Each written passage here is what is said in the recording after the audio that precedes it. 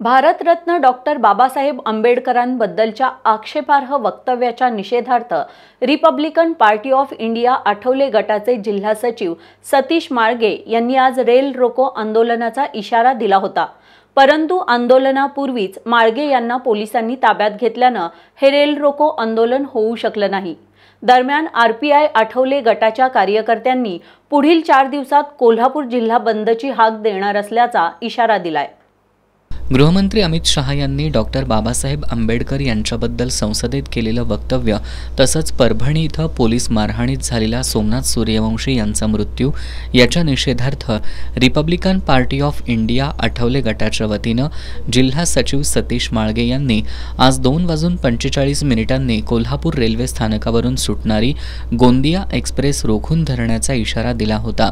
त्यामुळे रेल्वे स्थानक परिसरात पोलीस बंदोबस्त तैनात करण्यात आला होता। दरम्यान सचिव सतीश माळगे यांना पहाटेच त्यांच्या घरातून शाहूपुरी पोलिसांनी ताब्यात घेतल्यानं रेल रोको आंदोलन होऊ शकलं नाही। कार्यकर्त्यांना याची माहिती मिळताच ते शाहूपुरी पोलीस ठाण्याजवळ एकत्र आले। कार्यकर्त्यांनी आंदोलन दडपण्याचा निषेध करत येत्या 4 दिवसात कोल्हापूर जिल्हा बंदची हाक देणार असल्याचा इशारा दिलाय। तर ह्याच्या आंदोलनामार्फत आमचे सुरुवात होण्याच्याच आधी पोलीस प्रशासनानं दडपणशाही पद्धतीनं आमचे अध्यक्ष मान्य सतीश माळगे दादा यांना सचिव यांना घरातनच आज उठवण्यात आलेला आहे व आमचे 3-4 कार्यकर्ते ह्याच्यात त्यांच्या बंदोबस्तात तिथं ठेवण्यात आलेले आहेत। तर हे पोलीस प्रशासनाची दडपणशाही ही अशी होत्या काय, हे आंदोलन स्थगिती करायची का? आम्ही आमच्या प्रशासनामार्फत जे आम्हाला डॉक्टर बाबासाहेब आंबेडकरांनी आंदोलनासाठी जे संविधानामार्फत जे हक्क दिलेला आहे ते आम्ही करू शकत नाही का?